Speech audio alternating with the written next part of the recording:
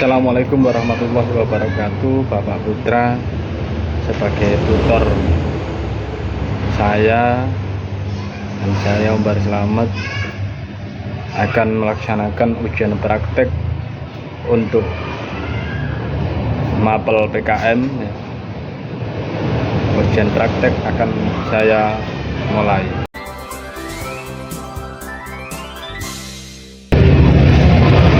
Assalamualaikum warahmatullahi wabarakatuh. Anak-anak, selamat siang. Kalian sehat semua ya anak-anak? Apa kabar hari ini? Ya, alhamdulillah kalau kalian sehat.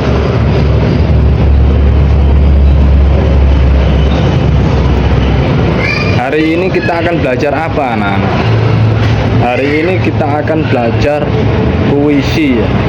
Seperti minggu kemarin kita akan belajar puisi. Sebelum kita memulai pelajaran, kita disiapkan dulu persiapan berdoa. Berdoa mulai.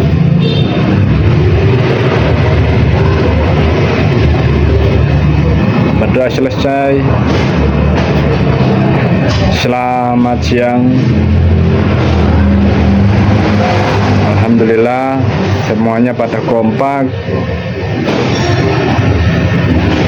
Semoga MTQ hari ini selalu menyenangkan. Ya. Hari ini absen ya anak-anak. Siapa saja yang nggak masuk? Oh iya. Oke. Absen dulu. Oke. 2 ya yang nggak masuk. Selanjutnya kembali lagi ke topik kita, pembelajaran materi puisi, pelajaran bahasa Indonesia untuk kelas 8 ya. Anak-anak, pernah nggak kalian mendengarkan lagu tentang cinta, lagu tentang apapun itu? Pernah? Oh ya, pernah. Anak-anak, lagu itu sebagian dari susunan puisi. Kata-kata atau diksi ya, itu bersangkutan dengan puisi. Lirik-lirik, bait-bait, dan kosakata itu biasanya menggunakan majas-majas. Ada majas hiperbola, personifikasi, litotes. Selanjutnya, anak-anak, saya tanya, siapa yang belum pernah membaca puisi? Oh, kamu. Siapa? Andi. Ya. Terus siapa lagi? Kenapa kok kamu nggak pernah membaca puisi? Apa kurang belajar? Kurang menyimak itu namanya, bukan kurang belajar ya. Anak-anak, pernah nggak kalian itu menyatakan perasaan kalian kepada orang lain melalui puisi? Pernah ya, menulis surat cinta, menulis sajak-sajak ya kan. Terus, seperti itulah puisi. Cuma puisi itu ada unsur-unsurnya ya. Unsur puisi itu apa saja anak-anak?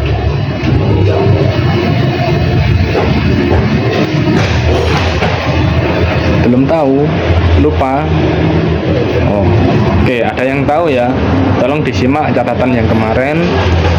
Nah, anak-anak, pertama-tama puisi itu adalah karya sastra yang berbahasa padat dan lugas, serta banyak mengisyaratkan makna-makna ya, melalui pencitraan, melalui diksi, rima, dan irama, intonasi, melalui penyampaian pikiran, melalui perasaan dan sebagainya oleh seorang seniman ya. Dituangkan perasaannya ke dalam satu bentuk puisi.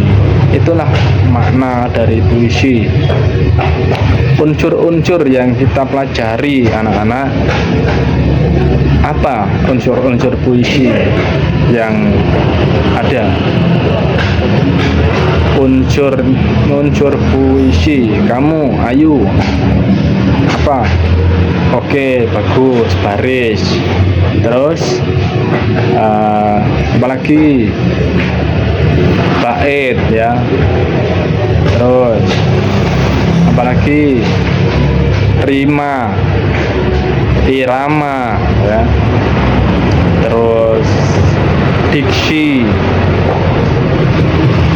pengimajinasian atau imaji, pencitraan, nah itu ya. Terus yang terakhir adalah tema. Jadi membuat puisi itu harus ditentukan temanya. Oke, lanjut lagi anak-anak. Setelah kita mempelajari unsur-unsur puisi, kita harus mengerti ciri-ciri puisi ya. Ciri-ciri puisi. Puisi berciri-ciri apa saja? Kamu Randy, apa ya kemarin anak-anak yang membentuk ciri-ciri puisi? Bahasanya padat, oke. Terus kamu apa? Mengutamakan citra dan bunyi. Terus menggunakan majas atau bahasa kiasan, menggunakan struktur yang terikat, biasanya ada sajak ya, A, B, gitu ya, itu strukturnya. Baris dengan bait ya, bukan paragraf. Kalau paragraf itu panjang, tapi puisi itu pendek kata-katanya, kalimatnya ya. Contohnya bahasa kias, Punguk merindukan bulan. Punguk merindukan bulan itu ibarat laki-laki, bulan adalah wanita yang cantik jelita. Laki-laki yang kurang dari segi fisik mencintai wanita yang terlalu jelita, nan kaya, katakanlah seperti itu. Makanya diibaratkan punguk merindukan bulan. Itu adalah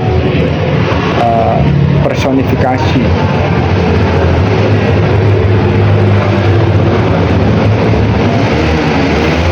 Menyamakan manusia dengan benda yang setara gitu, yang tidak ada. Majas metafora. Majas itu ada majas apa saja? Metafora, hiperbola, personifikasi, litotes ya, dan lain sebagainya. Itu yang umum kita dengar. Personifikasi adalah sifat manusia kepada benda, ataupun metafora ya, membanding-bandingkan manusia dengan kata pembanding yang tidak ada bandingannya yang lain. Itu metafora. Hiperbola melebih-lebihkan sesuatu yang tidak umum, kayak suara yang jenis-jenis puisi. Contoh puisi lama biasanya mencangkut tentang pantun, syair, atau gurindam ya. Dia itu pasti beraturan, sajaknya terikat ya, seperti itu. Puisi modern. Puisi modern berbentuk lebih bebas ya, tidak terikat dengan satu harus apa apa ya, AB atau AAA, tidak. Itu contoh puisi modern anak-anak. Apa tadi kamu, Dimas? Puisi ada berapa? Ada dua. Yang satu puisi jenis lama, yang kedua jenis modern. Oke, good job, pinter. Contoh puisi pendek anak-anak. Bapak akan memberikan satu contoh puisi pendek. Ini akan saya ingat-ingat. Senja menepuk di ujung pagar, langit mengusap lelah hari, burung yang pulang membetulkan sayap, kota menghela nafas temaram. Itu satu bait 4 larik ya, 4 larik kalimat.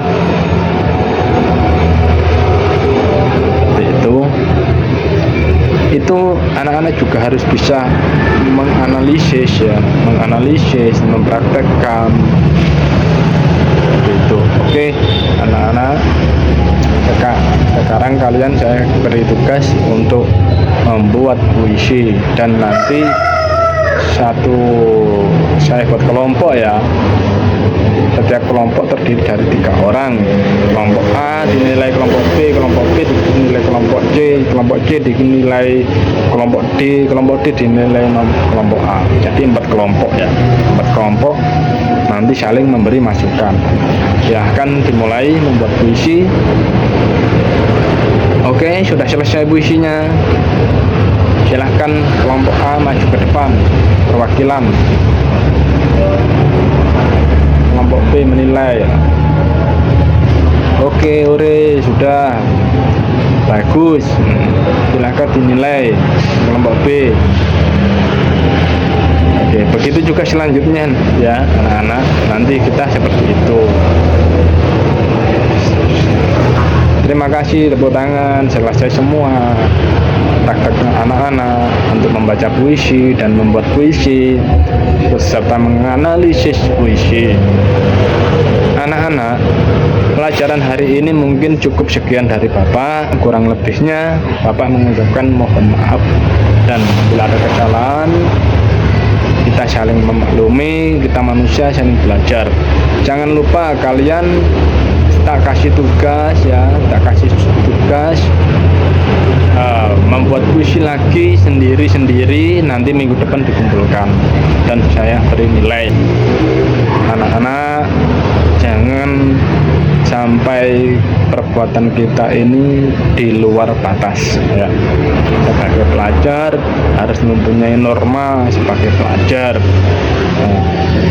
Tidak harus bersukacita melewati batas.